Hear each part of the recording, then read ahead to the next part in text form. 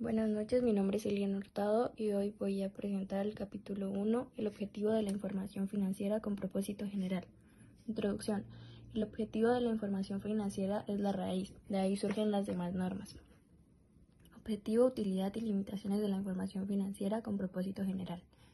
El objetivo se centra en proporcionar información financiera útil a inversores, prestamistas y otros acreedores para tomar decisiones como comprar, vender o mantener inversiones, mantener o cancelar préstamos e influir en la empresa.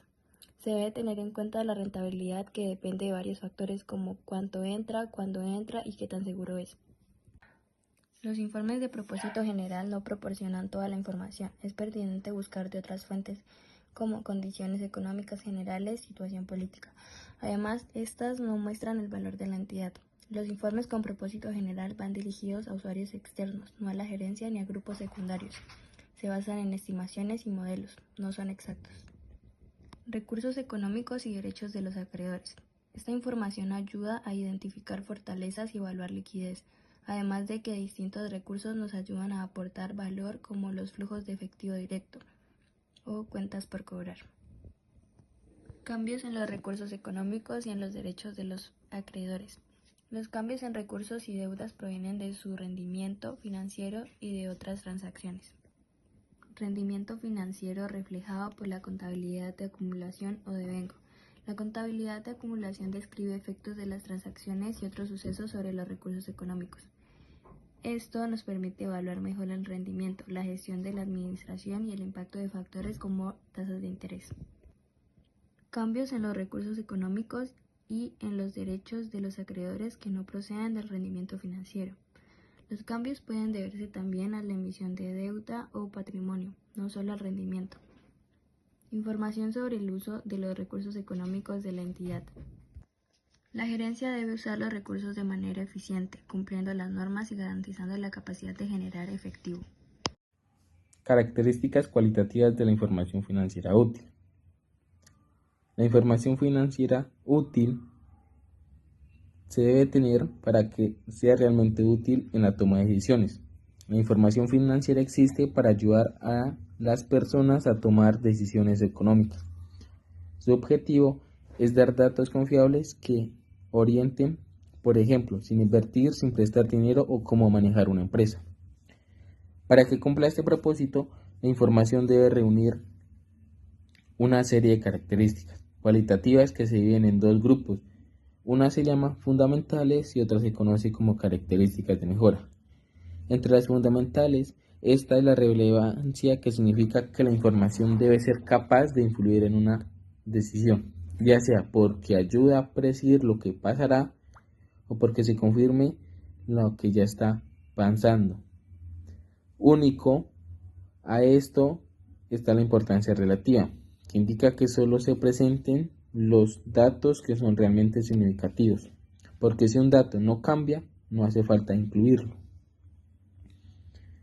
La otra característica fundamental es la representación fiel, que quiere decir que la información debe mostrar la realidad económica de la manera más clara y sincera posible. Para lograrlo, debe ser completa, es decir, no dejar por fuera ningún dato importante, debe ser neutral, sin favorecer a nadie y debe estar libre de errores graves.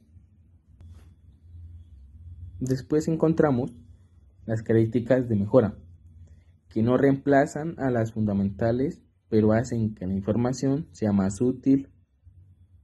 Una de ellas es la comparabilidad, que permite ver semejanzas y diferencias entre empresas o entre diferentes periodos de la misma entidad. Otra es la verificabilidad, que da confianza porque permite comprobar los datos ya sea de forma directa o revisando cálculos. También esta es la oportunidad, que significa que la información debe llegar a tiempo, porque si esta tarda, aunque sea correcta, pierde utilidad. Y finalmente, esta es la comprensibilidad, que busca que la información se presente de manera clara y sencilla para que los usuarios entiendan sin complicaciones. A todo esto se le suma una restricción importante. El costo prepara y presenta información tiene un precio y por eso solo vale la pena hacerlo cuando los beneficios que aporte superen esos costos. En conclusión, la información financiera sea verdaderamente útil cuando logre ser relevante y fiel, cuando además se mejore con la comparabilidad y verificabilidad, la oportunidad y la comprensibilidad, siempre cuidando que los beneficios sean mayores que los costos. Capítulo 3 del Marco Conceptual de Información Financiera, lanzado por la Fundación IFRS en marzo de 2018, que examina las cuentas anuales y la entidad informante. Este capítulo es crucial para entender qué datos se muestran en las cuentas anuales, con qué intención y bajo qué prisma.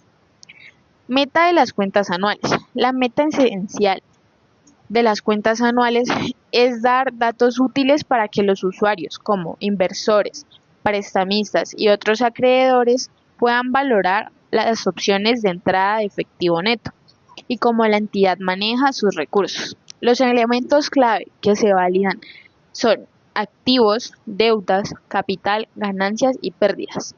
Lapsos sobre el que se informa. Las cuentas anuales se hacen para un lapso fijo, como un año fiscal, sumando datos comparativos de al menos un lapso anterior, lo que deja ver tendencias y cambios. Aparte, pueden sumar datos sobre el futuro si se une a elementos existentes, y es clave, como cálculos de flujos de efectivo. Vista y teorías. Las cuentas anuales deben mostrar las operaciones desde la vista de la entidad que informa, en conjunto, no desde la mirada de un grupo de usuarios concreto. A su vez, se hacen bajo la idea de negocio en marcha, o sea, que la entidad seguirá activa en el futuro. De no ser así, se deben usar otras bases contables y mostrar la situación. La entidad que informa. Una entidad que informa es la que debe o elige por sí misma preparar cuentas anuales. Puede ser una entidad sola, parte de una entidad o un grupo de entidades. Clave. No tiene que ser una entidad legal. Esto da más chance de mostrar esas economías que son como un laberinto. Clases de papeles al contar dinero. Hay 3 grandes grupos. El primero, juntados. Meten a la jefa y a todas las que trabajan para ella, mostrando los datos como si fueran un solo equipo. 2. No juntados. Solo enseñan los datos de la jefa, aunque ayudan, no valen igual que los juntados si se necesitan estos. Y 3. Mezclados. Meten a varias empresas que no se mandan entre sí, pero se muestran juntas porque así se entiende mejor. Establecer la frontera. A veces, definir quién integra la organización que comunica los datos puede ser complicado, sobre todo si es una figura legal o un conjunto con mando.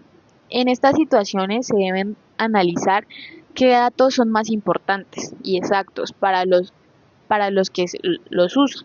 La frontera no debe ser al azar ni dejar cosas fuera, y se debe contar cómo y por qué se ha decidido de este modo. En conclusión, el capítulo 3 pone los cimientos para que los números financieros cumplan su meta, dar datos útiles, claros y reales sobre cómo está la organización que informa. Con esta forma de pensar, mejora la capacidad de comparar y la calidad de los datos contables en los mercados del mundo.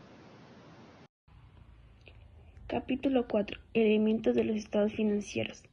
Introducción. Los estados financieros sirven para mostrar 2 cosas fundamentales: la situación financiera de una entidad, es decir, qué tiene y qué debe, que son los activos, pasivos y patrimonio; el rendimiento financiero, que refleja cómo le fue en un periodo, que es ingreso y gasto. Como un activo es todo recurso que controla la entidad y que le traerá beneficios en el futuro. Se entiende por 3 puntos claves. El primero, que es derechos, que provienen de contratos, leyes o incluso de la propia creación de la empresa. Por segundo, beneficios, que pueden generar dinero, ahorros, ventas o arrendamientos. Y por último, control, la entidad decide cómo usarlo y asegura que los beneficios llegan a ella. Como pasivo, es una obligación de entregar recursos y siempre nace de hechos pasados.